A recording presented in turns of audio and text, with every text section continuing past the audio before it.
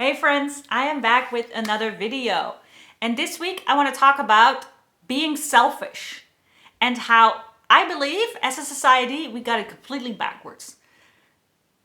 By thinking that being selfish is a bad thing. That somehow we've been taught that choosing and prioritizing your own needs over the needs of others makes you a bad person. I think that's backwards. And in this video, I want to be an advocate for absolutely unapologetically and radically being selfish. Please hear me out. Now, recently I was talking to a great and sweet friend of mine, and she just got promoted. Yay! So she's really proud, obviously, and excited about her new job. And the first couple of weeks, she was going full at it. Now, a little bit of a backstory. A couple of years ago, she burnt out. She also loved her work, but to the point that she was working so much and that it eventually burnt her out. She overstretched herself. And it was a combination of just really loving her job, but also not being able to say no to others. Always responding swiftly when people made requests for her to do stuff. Just prioritizing their needs over her own needs. And eventually she burnt out. She was home for a couple of months, but she did a lot of great inner work, got help, and eventually she came back, or different job. And now she's in another company, another position, and just got promoted. And obviously she's really excited about it. But the first couple of weeks, she already expressed at one point that she was a little bit overwhelmed. And I started to see a few similar patterns, like she was working late again, working in the weekends, canceling plans with friends, pushing people away. And I started to feel like, oh my gosh, we're going the same path here. So I mirrored that to her. And she didn't want to hear it. She dismissed my what she called projections, which is fair, it's fine. And she says, no, I'm good. I'm doing good. But somehow inside me, I feel like we're sort of like running the same movie. It's just a sequel. And now here's where I want to advocate for being selfish, because I really believe we got it all wrong. We got it wrong that somehow we've been learning to prioritize needs of others before our own. And that means that then we're nice people or we're empathetic. And I think it's just backwards. To me, being selfish does not mean that you're not compassionate or that you don't have empathy for others. To me, being selfish means acknowledging that the most important human being in the world is you and nobody else. That without you, there's no point. Without you, your loved ones would be at loss, literally. And acknowledging that fact and making sure your actions follow that whole acknowledgement, to me, that is being selfish. And probably there's a whole bunch of other experts that have a different opinion, and that is all fine. But I truly believe that you need to fill your own cup. That's the saying, right? To fill your own cup before you can actually pour from it. It's like the same thing with your phone.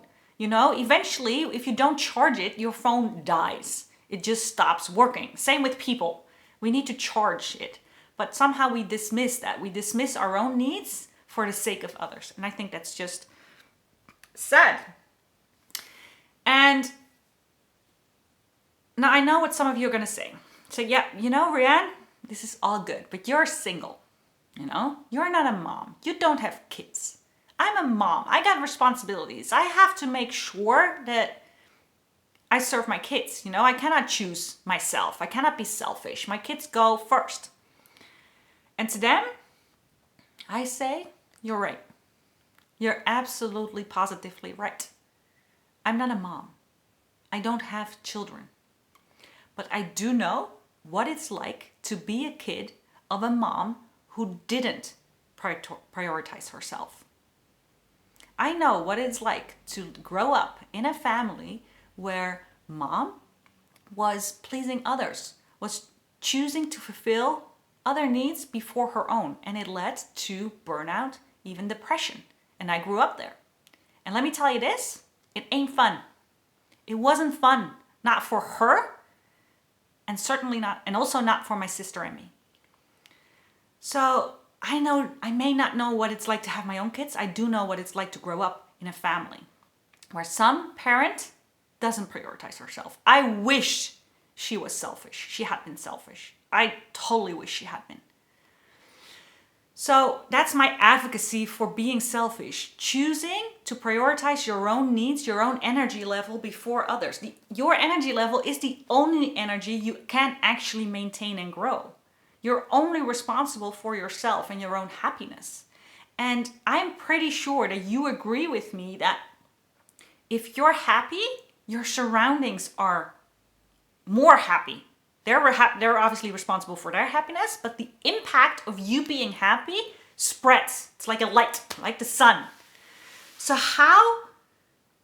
if you agree with me right now, how can you choose to be more selfish? And I understand this word may feel like itchy, but society has sort of like used cover-up words like self-care or prioritize yourself. But to me, it's just all, fluff for you choosing you, for you unapologetically being selfish, putting yourself first. So how do you do that? Well, I got a few practical tips for you. First of all, anything and everything that comes along in terms of invitations, people asking you something, people requesting you, if it's not directly in your job description, tune in and say, okay, does this make me excited? Does this excite me? Do I get turned on by this? Do I like doing this? If it's a new job opportunity, if that's what you're going for, anything, do I like this? If the answer is intuitively no, and your body knows, not here, your body knows, if the answer is intuitively no, say no. Learn how to say no. That will feel extremely uncomfortable in the beginning, but it's practice. Practice makes perfect. Tip number 2, make a list of all the people in your life who energize you. Who, when you look at their name, your mouth does this instead of this, right? Who fill your cup. Make a list of those people and make a commitment. Just hang out with them more. Call them, right? That's 2. Number 3, do the opposite. Make a list of all the people in your life that deplete you, that make you go, this, even if it's family. And make a commitment to yourself to either cut them out of your life completely, if that's possible, or just see them less. Especially if you're already feeling like a little bit out of balance. And yes, even family, you're in no way responsible for their happiness. You're not, only for yourself. And then number 4, let me grab my list because I wrote it down. Right, number 4, I created a video earlier this year. It's about your joy list.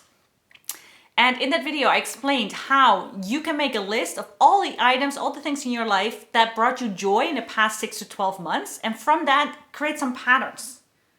Find out what actually brings you joy. And then number 5, every single morning before you go to work or whatever your day looks like, ask yourself, what thing can I do today that will fill my cup just a little bit? Pick one thing.